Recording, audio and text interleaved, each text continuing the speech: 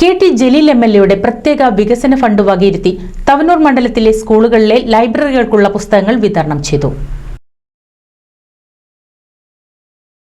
കേരള നിയമസഭാ അന്താരാഷ്ട്ര പുസ്തകോത്സവം 3ാം പതിപ്പിനോടനുബന്ധിച്ചാണ് തവനൂർ മണ്ഡലത്തിലെ സർക്കാർ അൺഎയ്ഡഡ് സ്കൂളുകളിലെയും കോളേജുകളിലെയും ലൈബ്രറികൾക്ക് പുസ്തകങ്ങൾ വിതരണം ചെയ്തത്.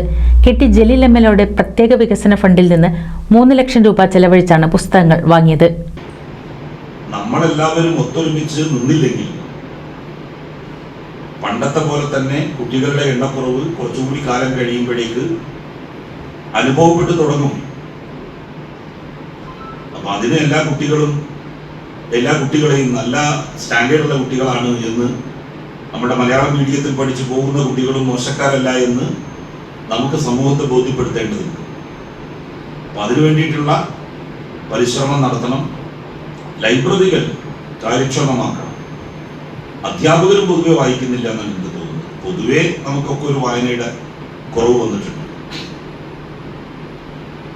അധ്യാപകർ കുട്ടികളോട് വായിക്കണം എന്ന് പറയണമെങ്കിൽ അധ്യാപകർ വായിക്കണം, എന്നാലല്ലേ കുട്ടികളോട് വായിക്കാൻ വേണ്ടി പറയാൻ വേണ്ടി പറ്റൂ. ഒരു കഥ പറഞ്ഞു കൊടുക്കുന്നത് എങ്ങനെയാണ്, ഒരു പാഠഭാഗം എടുക്കുന്നത് എങ്ങനെയാണ് എന്ന്. 16 രൂപയുടെ പുസ്തകങ്ങളാണ് ഓരോ സ്കൂളിനും നൽകിയത്. പൊന്നാനി ബ്ലോക്ക് പഞ്ചായത്ത് ഓഫീസ് ഹാളിൽ നടന്ന പുസ്തക വിതരണം കെ.ടി. ജലീൽ എം.എൽ.എ നിർവഹിച്ചു. Block panchayat president C Ramakrishnan അധ്യക്ഷനായി. NCV news Ponnani. 1000 വിവാഹങ്ങൾക്ക് ഒരേ ഒരു ബ്യൂട്ടി